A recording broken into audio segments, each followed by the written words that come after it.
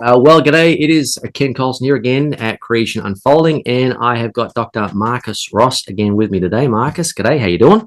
Hey, I'm doing great. Thanks so much for having me back on, Ken. Hey, this is fantastic, man. Marcus is the former director of the Center for Creation Research or Studies at Liberty University, and you were there for like 16 years. And you are currently running your own business, which I'll let you talk about real briefly. He's an avid creationist. He is involved in a lot of online discussions, which is great to see. YouTube, writing articles, etc., and doing research for creation conferences. And you got a new book that's going to be coming out in August. Maybe if you want, you can give a quick plug for that too. So why don't you go ahead and do that, Marcus? Well, thanks, Ken.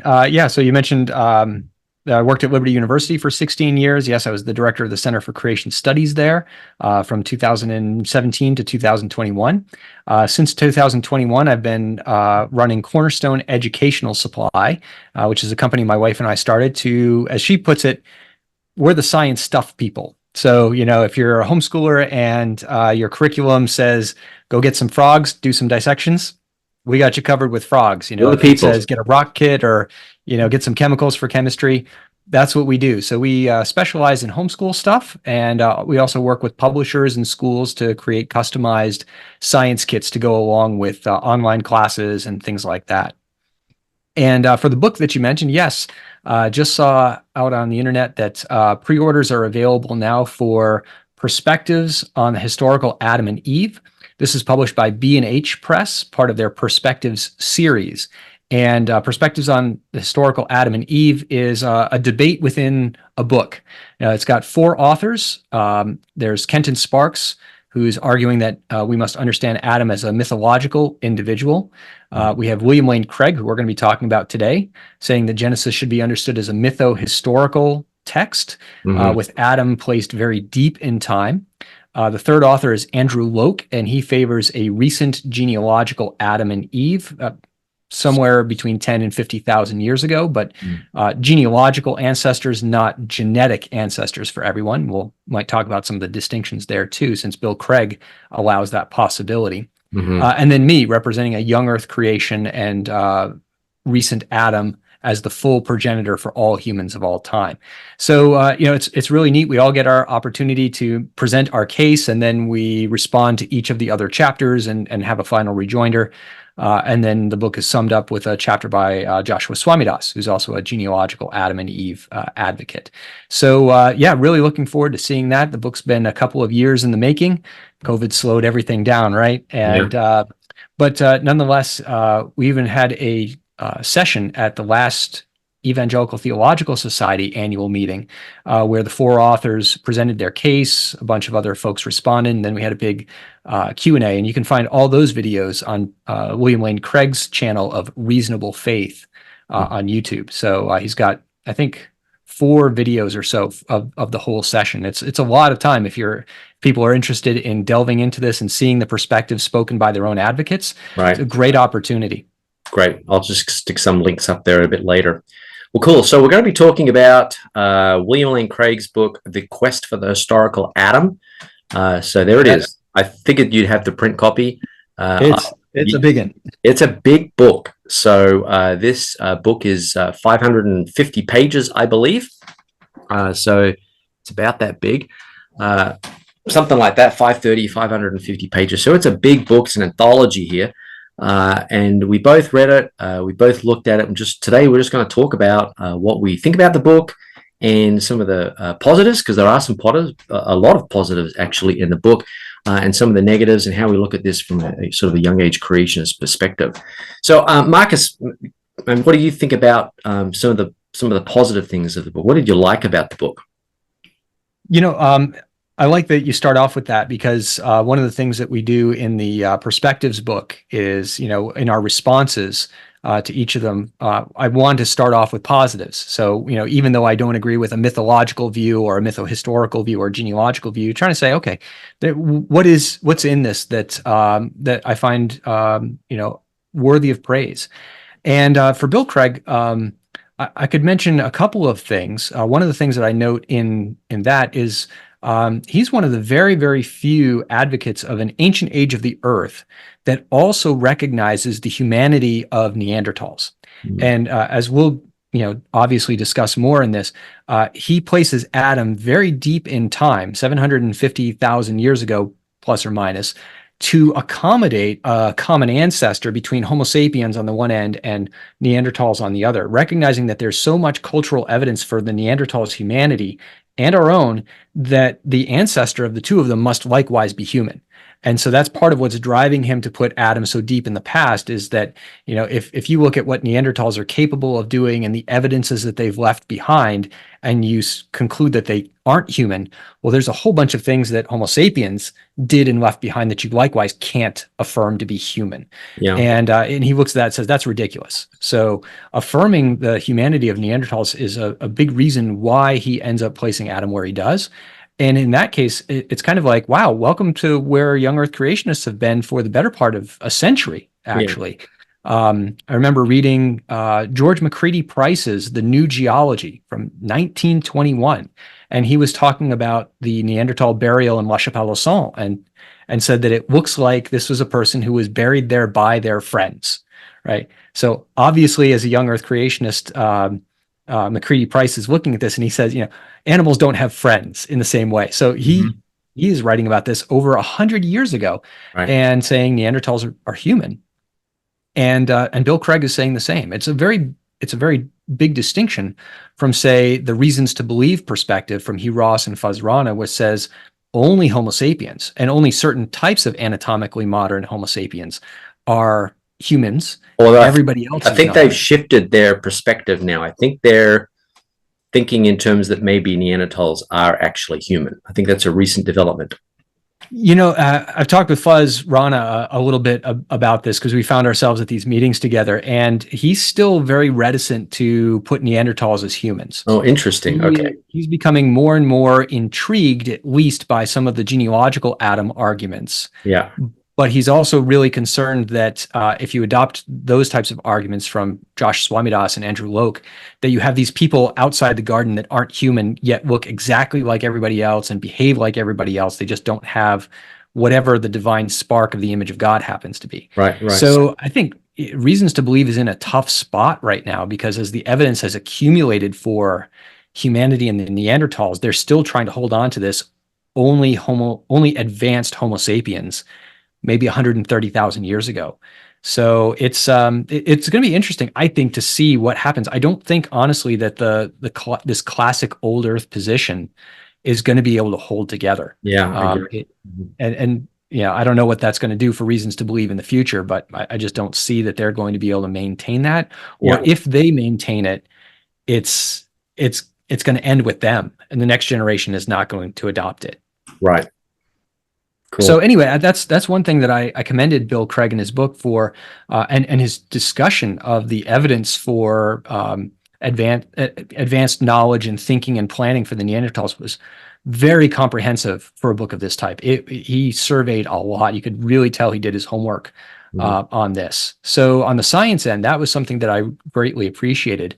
On the theology end, which is 2/3 of the book, is setting up his theological and literary approach.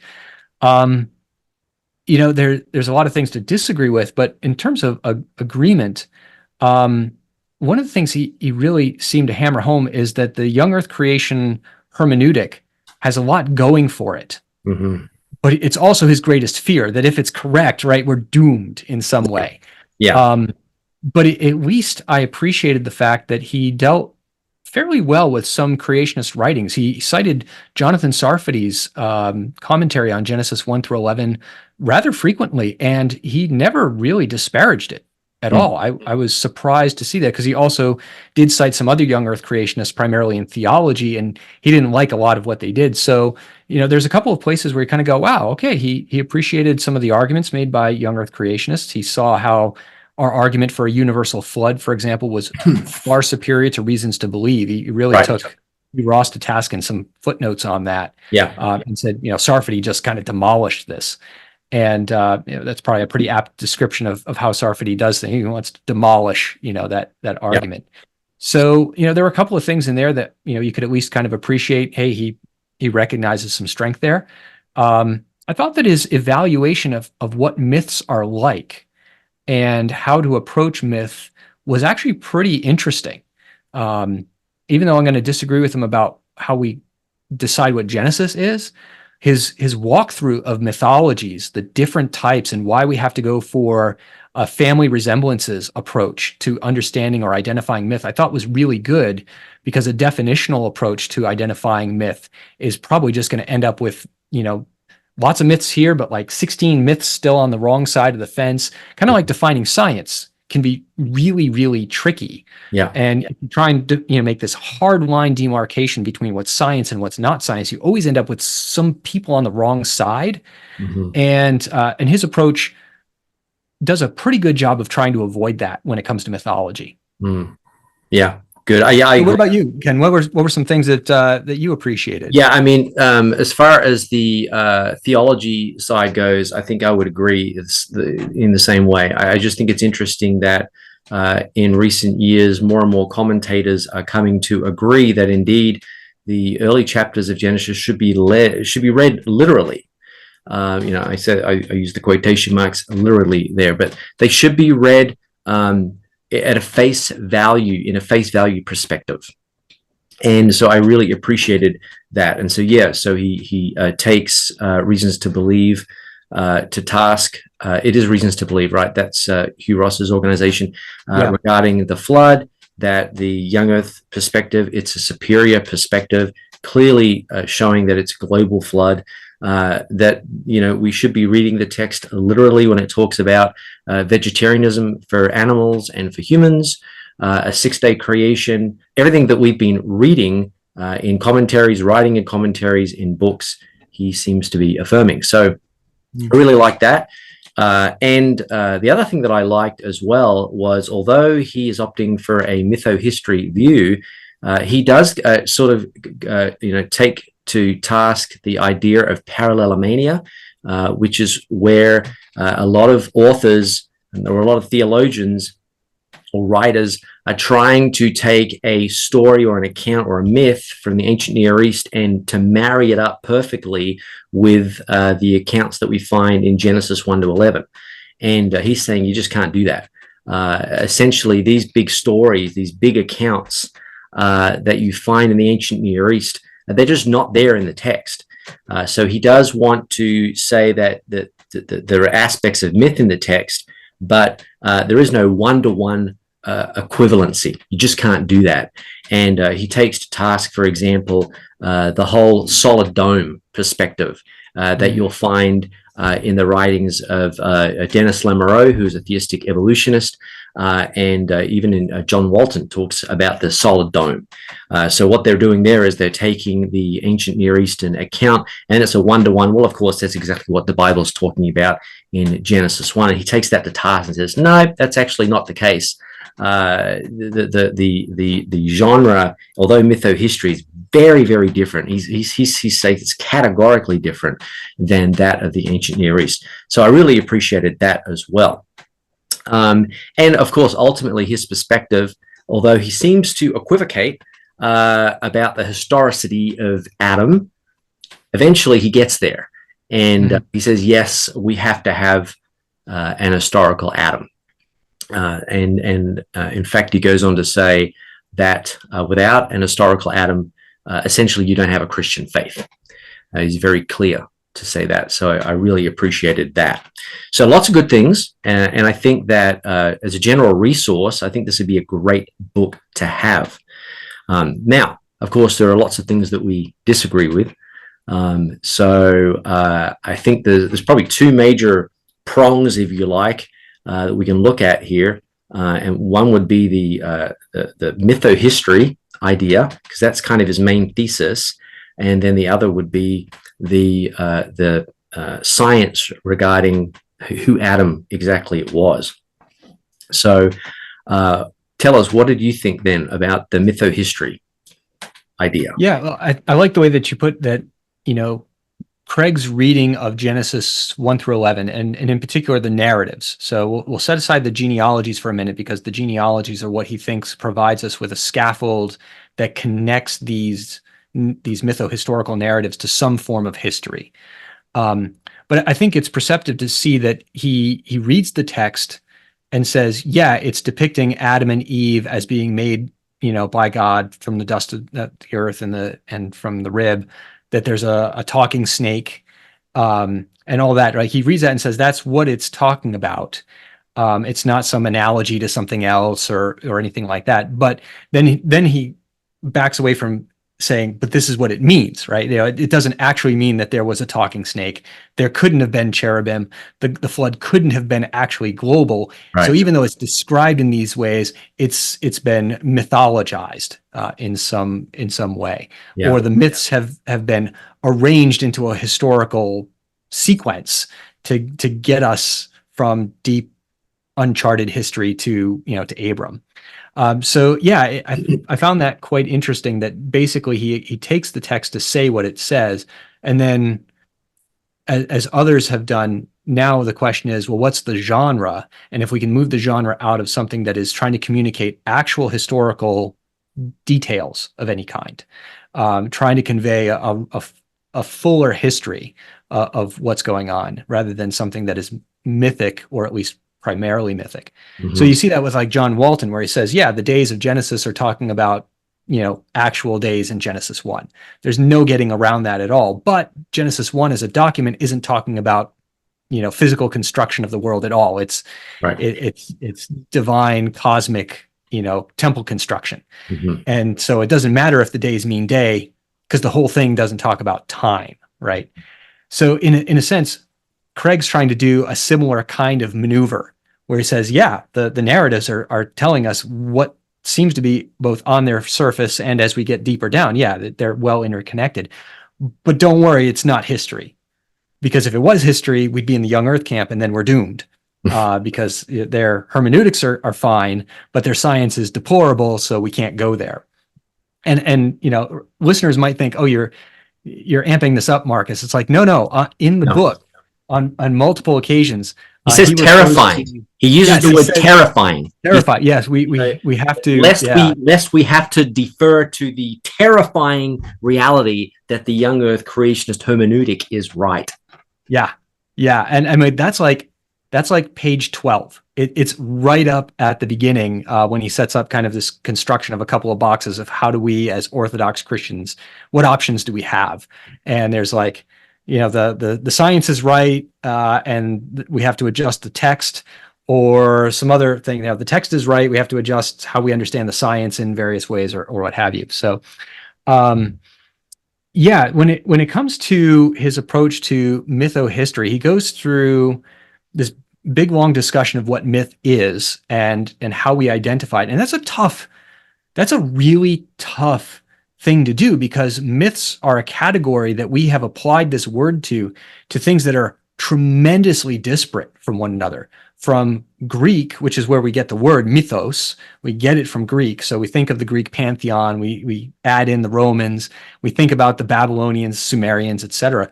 But what about Aztecs? What about Aborigines in Australia, where you're living, right? We talk about all of their stories as myth.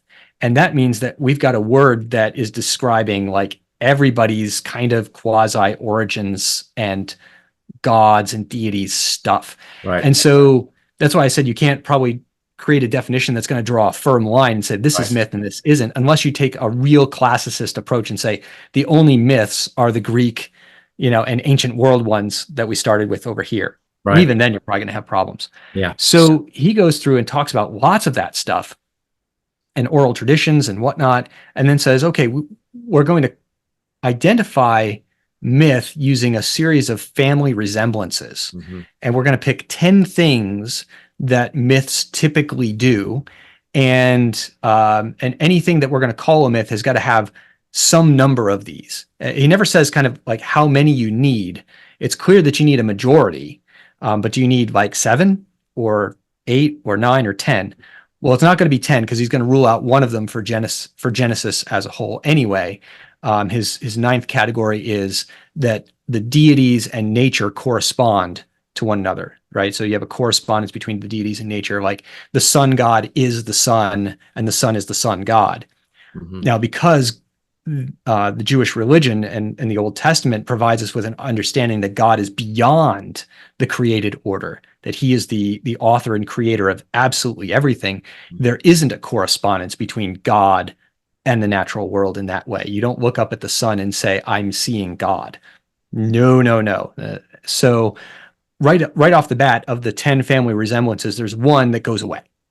And Craig's like, that's okay. You can still have, it just means that you're not a clone. It means that you're a member of the family if you don't have this.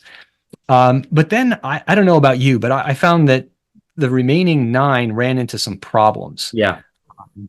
Some of them being tremendously broad. Yeah.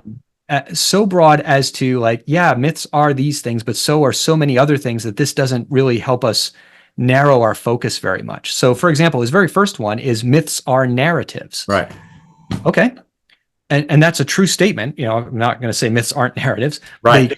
But so's a lot of the Old Testament.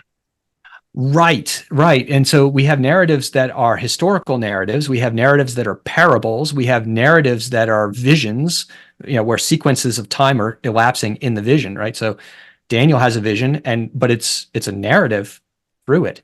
So myths are narratives. Okay. But that doesn't help me adjudicate myth beyond anything besides an actuarial table in the ancient Near East, right? How many cattle came into the king's stable, this time? That's not myth. Okay, right. But that's accounting. Right. So myths or narratives is one of those things. Another one of them, let's see here. I have a couple of things on this.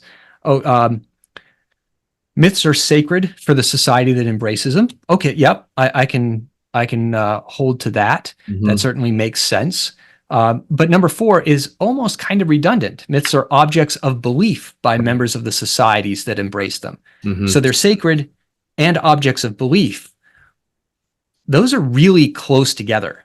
I'm not sure that you can actually kind of tease those so much apart, because if there's something that you believe to be true, I guess you could not be sacred. But if you are sacred, then it is something that you believe to be true. So, a couple of these things seem to collapse on one another. Yeah. One other that I noticed that did that, and then I'll want to hear some of the things that you've got to say on this, is that number 5 is myths are set in a primeval age or another realm.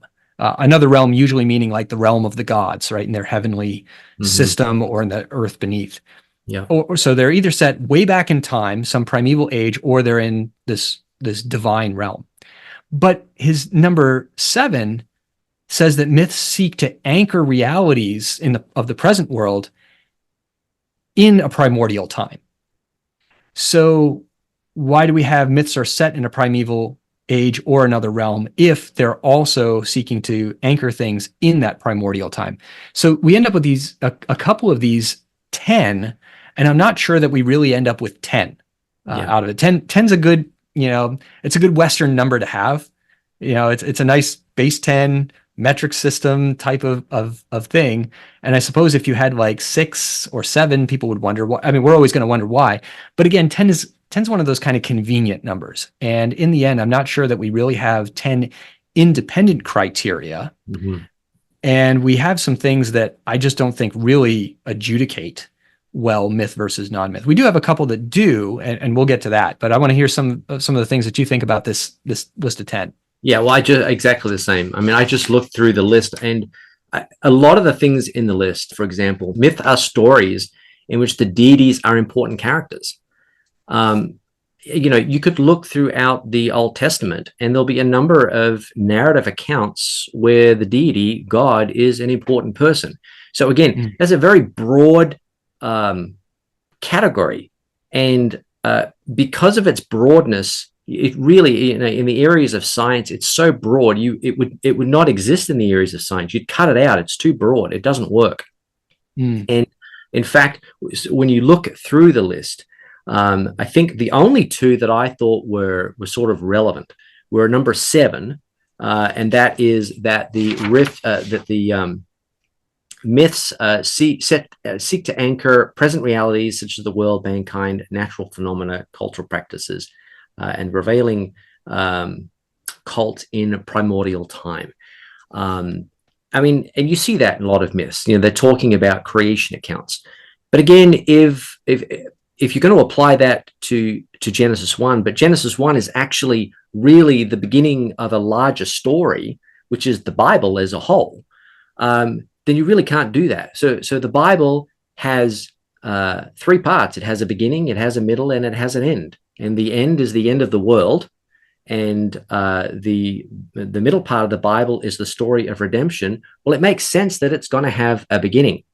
So does that mean then it's a myth? And so, no, I don't think so. So for that reason, I don't think that even 7 works in terms of categorizing parts of the Bible specifically as myth. The only one that I thought was really relevant was number 10, which I'm sure we're going to talk about here, which is myths exhibit fantastic elements and are not troubled by logical contradictions or incoherence. So I think that's kind of, I mean, for me personally, that was the one that, and that was the one he went to town on quite a bit, looking at this idea of these fantastic elements and why they're fantastic. So that was sort of my summary of those 10. Did you boil it down to some specifics? Well, I like what you're saying about how other aspects of, say, the Old Testament might show a bunch of these characteristics of these 10 things.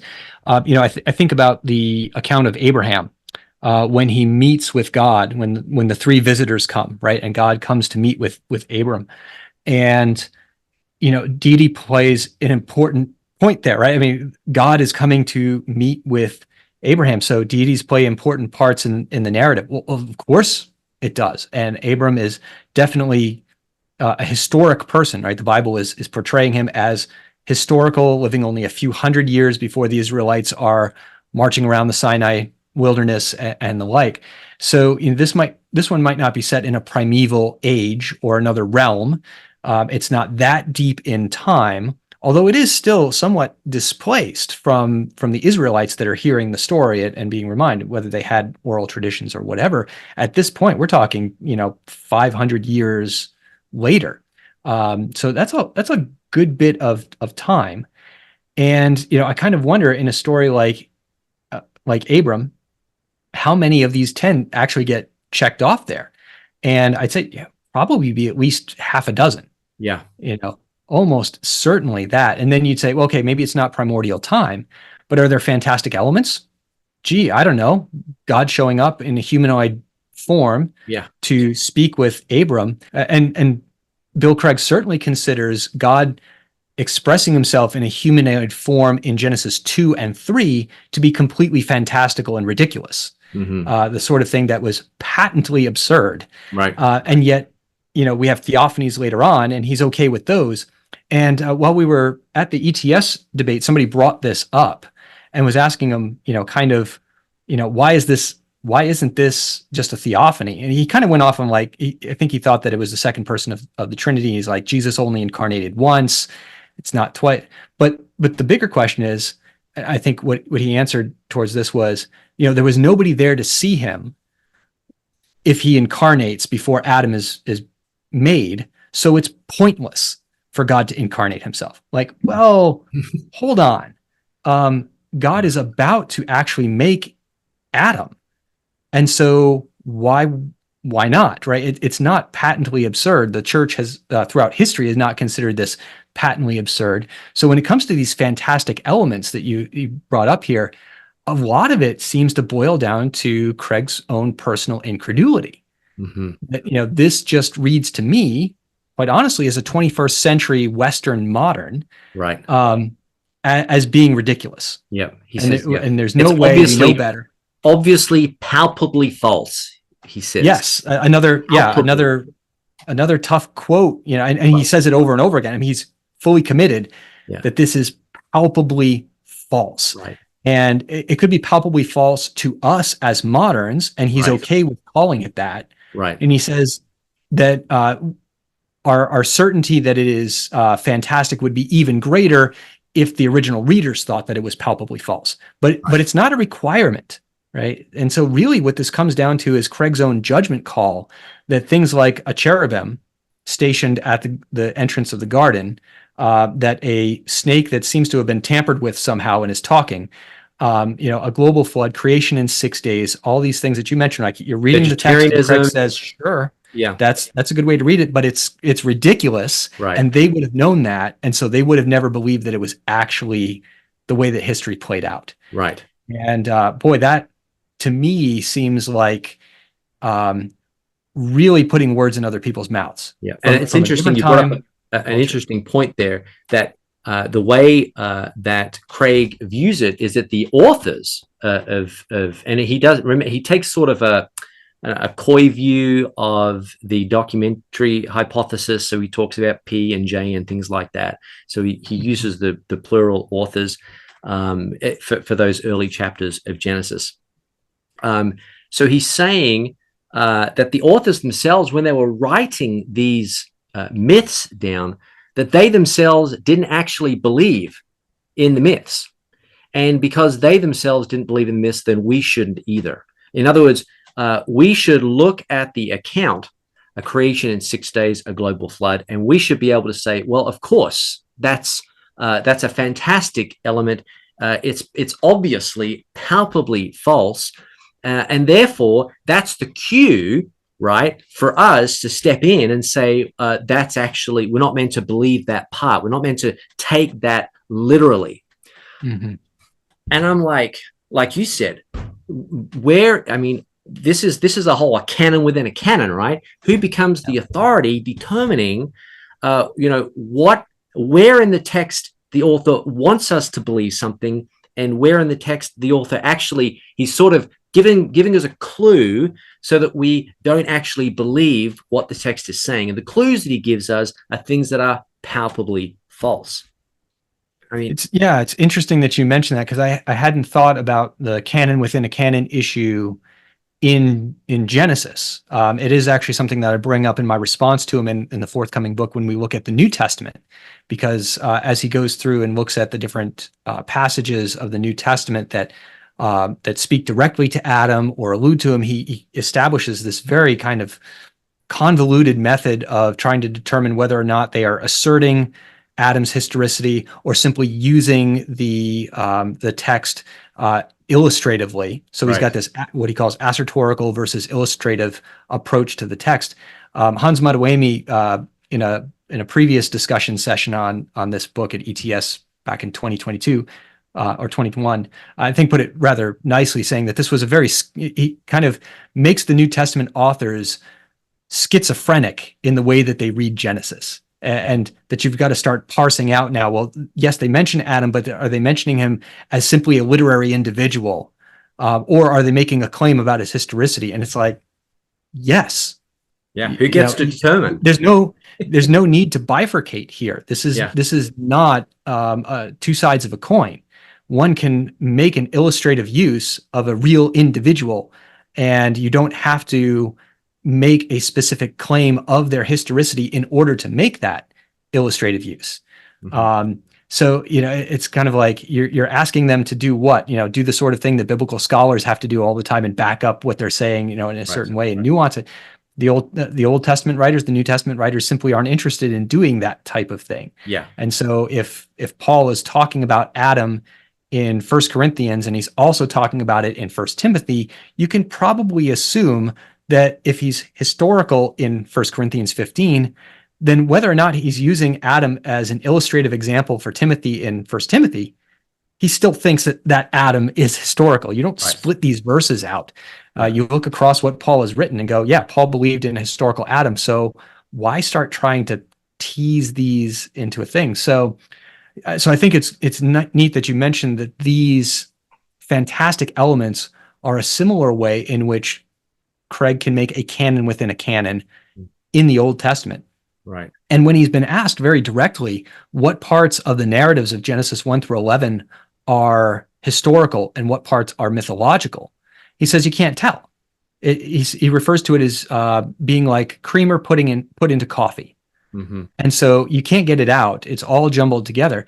Well, honestly, that's just awful convenient. but he also refuses to get pinned down on some details. Like, did the flood actually happen? He's like, we can't tell. But we certainly know it wasn't global. Well, how do you know that it wasn't global? It's Right. because, again, a modern perspective that he has about the age of the earth and how geology operates and things like that are going to tell him Right. that, okay, we can't have a global flood. That's fantastic and palpably false. But looking back through the history of Christian writing on the topic, well, until you get to about the mid 1700s, you don't see anybody writing that. Right. Certainly not within orthodoxy. You see some people way out on the periphery that are thinking, maybe not, but none of those views were ever embraced by the church. And you can go all the way back to the very earliest church founders and patriarchs. The patristics, and you're just not going to find that. Yeah. You're not going to find anybody saying that this is just ridiculously obviously false. Yeah. And the account of the flood is used by early Christian apologists to argue against what they believe to be deficient versions of the flood, like that of the Greeks, right? And say, you guys, you're almost right. You've got a flood, but it's not quite right, because Moses tells us the flood covered the entire world, absolutely everywhere. And oh, by the way, there's shells up on the mountains. Like, you can actually find that argument. I got these shells here behind me, but you can actually find that argument about shells on the mountains as evidence of the flood going back to probably something like 300 AD. Mm-hmm. It's not some modern young Earth creationist invention. Even if you and I know, okay, we still have to have plate tectonics and they've got to be formed under. It's not just that they got plopped up on the mountains. Just right. any listeners hearing me, I'm not making that simplistic argument. But you can go back through church history and early on find that seashells on mountains were being used as evidence for the veracity of a global flood, of a worldwide flood. Whatever they thought the conception of the world was, the flood was bigger. Mm-hmm. And that's true in the ancient world. It was true in the later ancient world of the time of Jesus. And it was true of the church as it continued to expand out across the world. So Craig trying to say, hey, this is fantastic or whatnot, really boils down to what he's willing to think is possible. Right. Now, I think it's interesting that he does say, he's very clear to say that this has got nothing to do with supernaturalism, which I found really interesting. What he wants to do is he wants to look at creation in 6 days, a global flood, vegetarianism for animals. He's got a big list. Yeah, he's got a big list, and I'm going to put this list up there for the viewers so they can see it later. But he's got this big list of all of these things. And what he's tried to do is he's suggesting that it's not about supernaturalism. It's obviously myth, because these things have to do with the way nature has been disrupted. And so he differentiates supernaturalism from myth. So he talks about the oceans draining in one day. So you read about that on day 3 of Creation Week, where God causes the land to come up out of the oceans, and then the oceans sort of make their way under the influence of gravity, it would seem, to become one large ocean. And he says, well, that doesn't happen in the real world. Oceans don't drain in a single day. And then he goes on to say, well, that's not about supernaturalism. That's obviously the natural realm. And since the natural realm doesn't operate like that today, then it's obviously a myth. But I mean, I have a real problem with that, because just because it's not an angel appearing, or just because it's not Jesus turning water into wine, which we could clearly classify as what we would say is a miracle, does that mean that when nature is involved, it's not a miracle? Does that make sense? Yeah. So, to say that an ocean can't drain in a single day, and that's got nothing to do with supernaturalism. Well, who says so? Who makes the claim that that's not, in fact, a miracle? Why is especially when we're dealing with Genesis 1, right? I mean, God is calling the physical world into existence. Right. Right. So we have physicality, we have nature that is being affected by God himself in ways that are obviously not normal. Right. And we're in that week. And God says, let there be lights. in the heavens, right? To give light upon the earth, or let the dry ground, let the land bring forth vegetation. And, these are topics that you certainly have thought long and hard about, and writing your book, Creation Unfolding, and thinking about process in Creation Week.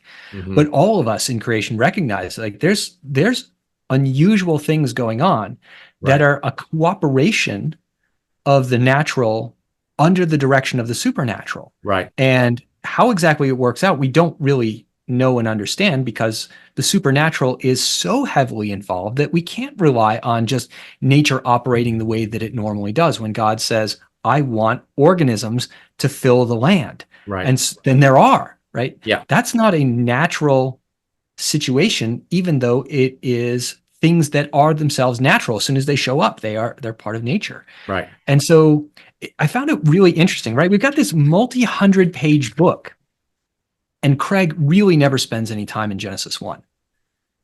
He never tells us what his interpretation of Genesis 1 is. He spends the entire time from Genesis 2 on forward, and really actually leaves out entirely what he thinks Genesis 1 is, how to read it, and what it's doing. Now, he might say, well, I think it's mytho-history. Yes, but you didn't tell us what it's doing at all. Why are there 6 days? What's happening in those days? Do you like Walton's perspective? Because obviously you don't. So you take Walton to task, but you don't actually tell us what your task happens to be. I find that interesting, because actually, as a spoiler for the book, he criticizes me in my short chapter for not doing a complete full defense of young Earth creationism when our topic is Adam. Right. And he says, you didn't tell us how to read Genesis 1. I'm thinking, Bill, you had 400 pages and you didn't tell us how to read Genesis 1. I actually cited and said, this is the way I do it. It's over here, but I don't have time to talk about it. So that I think is really a keen observation that you've made here about, him saying this isn't how the world works. And water doesn't fall off the continents in a day. Why not? Right. Tell us why not. Exactly. You can't just say why not. You've got to tell us. You've got to give an argument. Yeah. And you've got to give an argument that is germane to Creation Week. And that's a harder task. Right. And he didn't endeavor to do so. Yeah. And you could, we could argue when Jesus comes back and the world ends, there's going to be some pretty fantastic things going on, right? Look, the book of Revelation, it's very symbolic. But I think given Matthew and Daniel and other books, you can make a case for there's some pretty radical physical things going on in the world. Massive earthquakes that are disrupting the entire world. I think you can get that from the text from Matthew, Daniel, the New Testament, Peter, and the book of Revelation. The oceans of the world being poisoned or thrown into disarray, a third of them. Peter talks about the world is going to be destroyed by fire and that the elements are going to melt. We're talking about the physical realm being disrupted in fantastic ways. But does that mean that first of all, they're not miracles? And secondly, does it mean they are therefore myths? And the answer is no. It's just that at the end of the world, as at its inception, God is involved in different ways. And that doesn't mean it's a myth. And, there are lots of other examples as well where nature is disrupted. This is God working in nature and disrupting nature in supernatural ways. So I really found that interesting. If you look through Scripture, you see this all through Scripture. So why is it, though, in the book of Genesis, when God disrupts nature, that it can't be supernatural? It has to be myth. And of course, it's important for him to say that I'm not against, supernaturalism, because if he was to say that it is about supernaturalism, well, then he's got to deal with the rest of the text, the rest of the Bible, right? So he obviously can't go there. Bill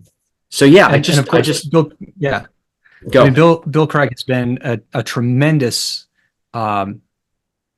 apologist and an advocate for the resurrection, right? I mean, it is another one of the prongs. I mean, the existence of God and his transcendence.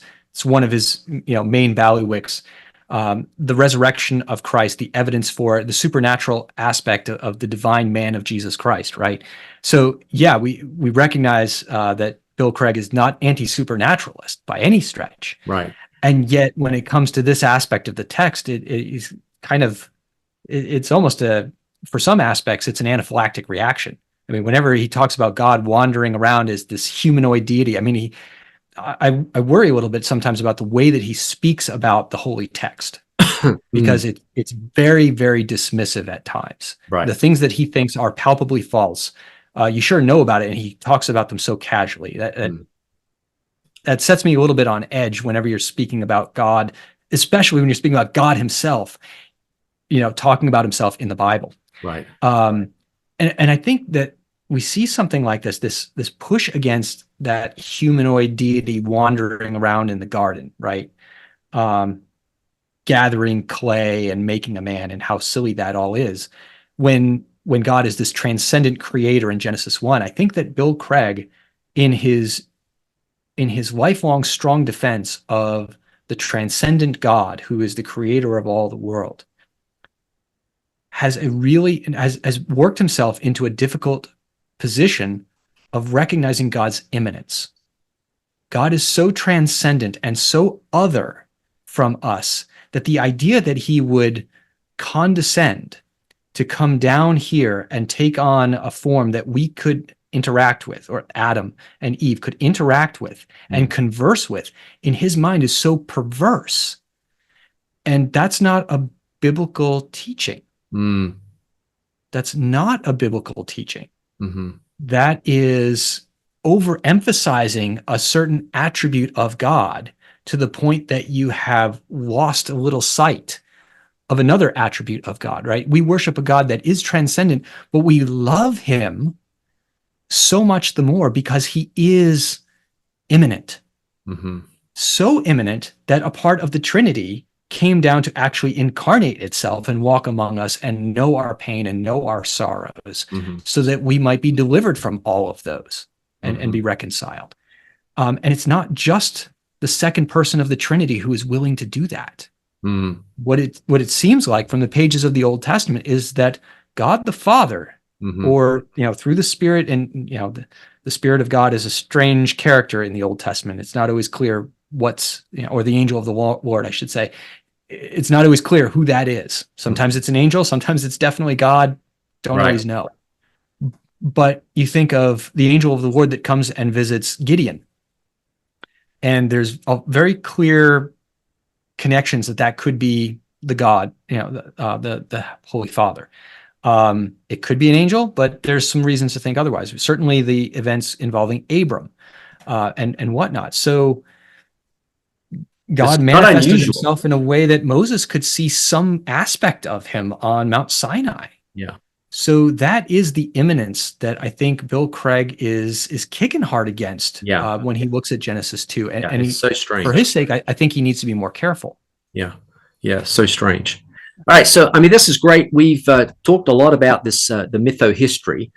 Let's talk about the way that Craig interacts with the New Testament. So he does say categorically that Adam is historical. He's not just a literary Adam. He's not a mythic Adam, Dennis Lamoureux.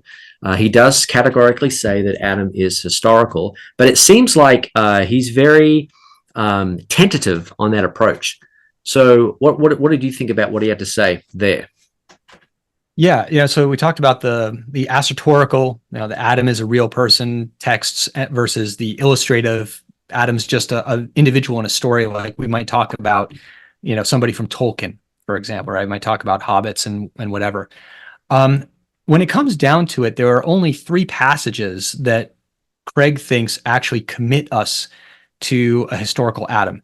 And surprisingly, none of them are in Genesis. They're all in the New Testament. So I think I get the sense almost that if Adam's name wasn't used in the New Testament, we wouldn't even have a book that's called In Quest of the Historical Adam. Right. It would just be In Quest of the First Sinner, or something like that. So Acts 17, he recognizes Paul's discussion to the Athenians at the Areopagus as talking about Adam. Adam's name isn't specifically mentioned there, but Paul talks about from one man, or really from one in the Greek. It's just from one, God made every nation of men. Looking across Pauline's theology, it's very clear he's talking about Adam here. So he thinks that commits us to Adam. He also thinks that Romans 15 probably commits us to Adam, or definitely commits us to Adam, and 1 Corinthians 15. So Romans 5, 1 Corinthians 15, and Acts 17, that you were talking before about a canon within a canon. This is it. Only 3 passages of the entire Bible really, in Craig's mind, mandate that we think of Adam as a real individual who committed some kind of trespass in the deep past. Yeah.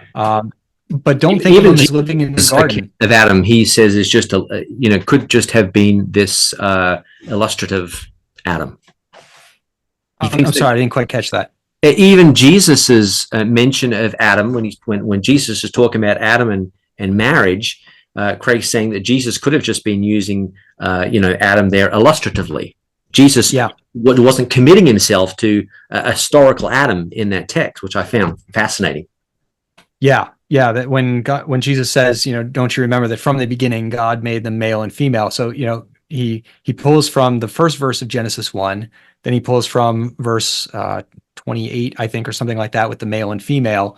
And then the other part of the verse regarding marriage, and for this reason a man leaves his father and mother, that comes from Genesis 2. So Jesus is pulling together Genesis 1 and 2 together, which is important. And Craig recognizes that these 2 chapters actually do connect to one another. He rejects a sequential reading of first there was Genesis 1 and then there was Genesis 2 some later time. So I appreciate that about his approach. Yes. But yeah, it is surprising that even the words of Jesus are like, nah, there's nothing that commits us. And this, I think, brings us to his methodology, right? His methodology is the question, is there something said by anybody that actually requires us to believe in a particular 2 people? Right. And if that's the kind of comb that you're going through scripture with, those are pretty fine tines. Yeah, it's highly skeptical. Yeah, I think that's a good point. Yeah. And part of it is, I think, because Craig is used to making arguments that require minimal commitments. If he's debating an atheist about whether God exists or not, he focuses down on these minimal commitments. And the whole book is about what are our minimal commitments. And minimal commitments, I think, are helpful in maybe kind of figuring out where some of the parameters might be. We certainly recognize that there are minimal commitments for someone to be a Christian. They must affirm the lordship and deity of Jesus Christ. They can get a lot of theology wrong. You and I each know that we've got a lot of our theology wrong. The trouble is we just don't know what part it is, right? But, in order for someone to enter into the kingdom of God, all they've got to do is be a sinner on the cross beside Jesus saying, you're the Lord. And he's like, well, you're going to be with me. There's no baptism. There's no church rites. There's no Romans road. You believe in me, you are with me. And so, sure, we've got some minimal commitments. On the other hand, minimal commitments can obscure real distinctions that need to be made in the text. If we focus so much on what that perimeter might be, we might not recognize that actually, maybe the perimeter should be drawn a different way. Maybe the minimum facts are not important here. Maybe we actually need something else. And the Bible certainly never pushes us to minimal commitments. God never asks for minimal commitments. I mean, he wants minimal, but he wants way more than that. If you will believe and if you will abide by my laws, I will bless you. Well, the laws are extensive, right?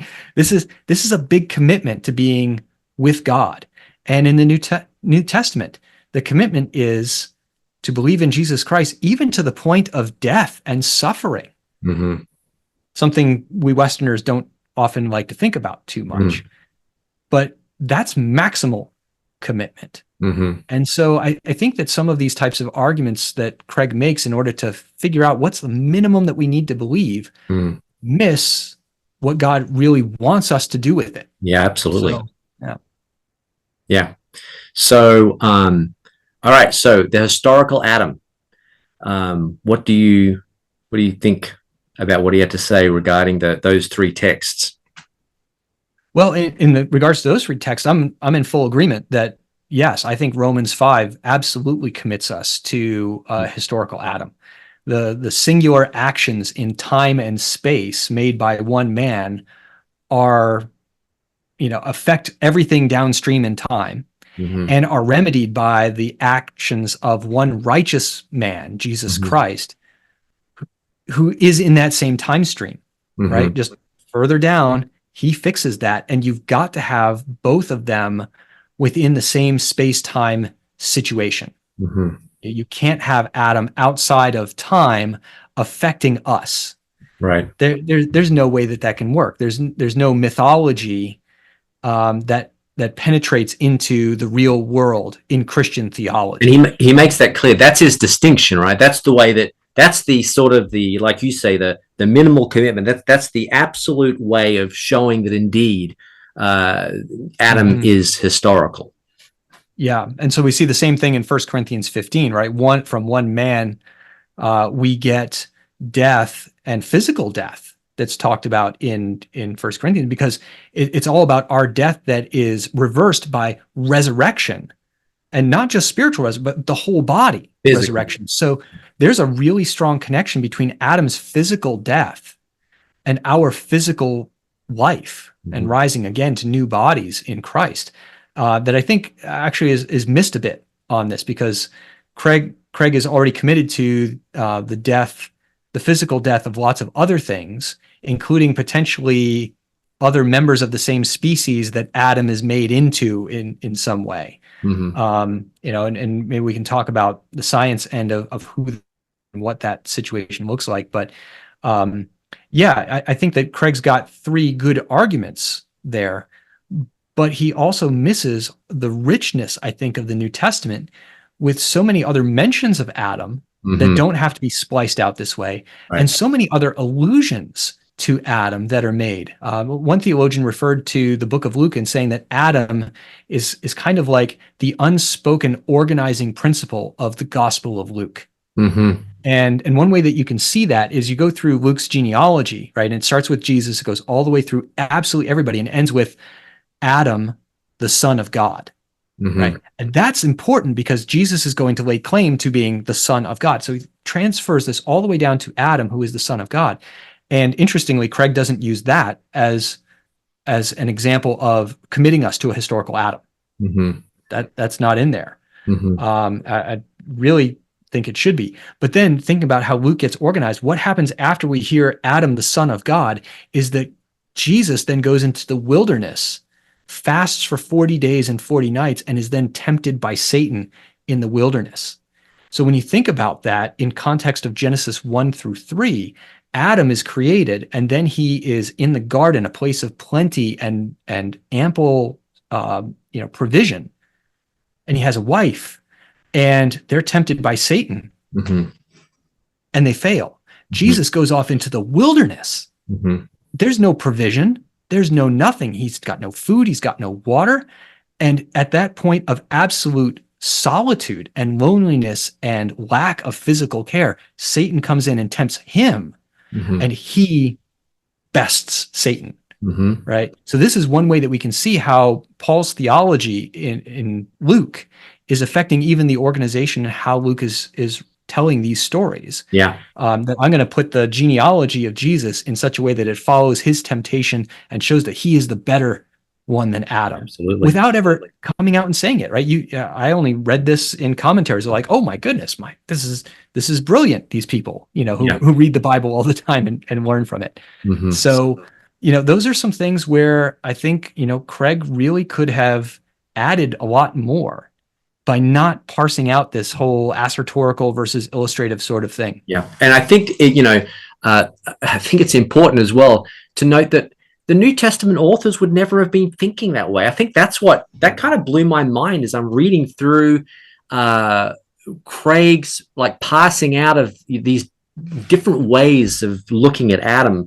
That we as the exegete have to look at the text to try and figure out, what the author was saying, when in fact none of the New Testament authors or Jesus would have been thinking this way. In fact, when you look at the intertestamental period, there's a lot of writing in that period. It's not in the Bible, it's not inspired, but a lot of Jewish writers talk about Adam, and it's a very historical Adam. They were not thinking about Adam in terms illustratively or in a literary sense. They were thinking of Adam as a real flesh and bone individual. And the New Testament. That's a good point. And Jesus would have been thinking the same way. This would not have been on their radar, this way of approaching the text. And so I think that is something that I don't think Craig discussed that at all. But, as I'm reading through it, you're like, hang on a minute. Paul and Jesus wouldn't have been thinking about any of this stuff. No, he takes this approach, I think, as an attempt to backstop some of the other things that he mentions in the book of, we don't want to be committed to certain other things that the New Testament writers use illustratively. So he mentions the use of the names Jambs and Jambres, which were sorcerers at a certain point in time. And in the intertestamental period, those names were applied to the sorcerers who opposed Moses in Pharaoh's court. And they're mentioned again, and Craig's like, yo, that's not biblical. This is just weird. And they've got this whole history. And so when James mentions these guys, we don't want to be committed to their historicity. And, I almost kind of wonder about how those names would be used. Because they became larger than life literary characters. Mm-hmm. And so, being opposed by James and Jambres could be the cultural equivalent of you and I saying, well, what about every Tom, Dick, and Harry that says this? Mm-hmm. Right? They can use terms and they might not be committing themselves to the people. They might be committing themselves to a phrase. There doesn't have to be a literal Tom and Dick and Harry who are all going to a store at the same time. Right. That's just a phrase we have here in America that refers to all the people. And so you could talk about, that James and Jambres, and you could be just talking about those are the people who oppose God. And it doesn't matter that they're not Jambs and Jambres themselves. It's a term of reference for anybody who fits the bill. Right. It's the mustache twirling villain, whatever you want to call him. Mm-hmm. And I think he's too quick, ironically, to be very literalistic in his own sense in places where he thinks that there might be a problem. He's going to say, no, we can't do that. And we're going to read these passages very literally. And then we're going to create, these blocks to push them away when you don't really have to do that with the text. Mm-hmm. And especially in the New Testament, which is written differently than Genesis 1 through 11 is. Yeah. And especially with people like Adam. Right. Who's, granted has not a tremendous literary importance in the rest of the Old Testament, but nonetheless is the central, the beginning central figure of all humanity. This isn't somebody who's just a throwaway character and we can do whatever we want and not worry about him. Right. So yeah, there's some really neat stuff. I mean, when Craig is writing about some of the other positions, like you mentioned Walton's position and whatnot, his writing is crisp, it's bracing. Yeah. Some of it is very refreshing. Yeah. To wade in there and say, hey, now hold on, wait a minute. What you guys are doing is kind of crazy. Yeah. But other areas you kind of look at and say, this is really concerning, the way that you approach the scriptures. Yeah, good. Yeah, I actually enjoyed reading the book. So for those of you who are watching and you're, maybe a bit of trepidation about buying the book, get the book. I think it's a good book. I think it's a good resource. But lots in it that I just think it's not correct. I think we'll be talking about this book for a good long time.